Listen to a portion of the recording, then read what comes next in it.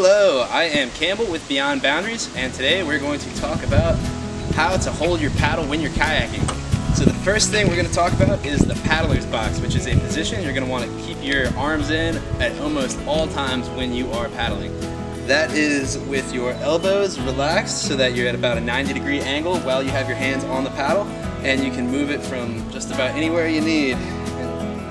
It's a very flexible position. You can move side to side, all sorts of stuff, but it gives you a lot of stability when you're paddling or doing braces and whatnot.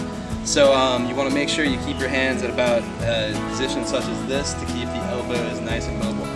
The second thing you're going to want to do is you're going to want to figure out which of your hands is your power hand. For me, it's my right hand, and I am right-handed.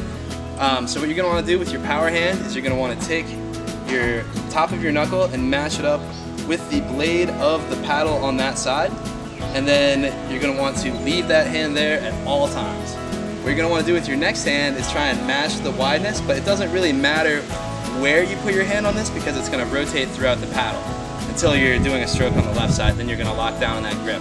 So what you're going to do is you're going to keep your right hand here, you're going to reach forward, paddle, and pull back, and while you do that, you allow the paddle to rotate in the left hand, bring it back until that face is open, grasp down on the paddle, pull back, and then once the stroke's completed, allow it to rotate again. You're going to want to make sure that your left hand is completely stuck to the paddle when it's doing a stroke, but it's perfectly fine to let it rotate throughout the stroke on the right side. Another thing to keep in mind while you're paddling is to make sure that you have the power face of the blade, which is the concave side, going behind you so that you're pulling water with that side.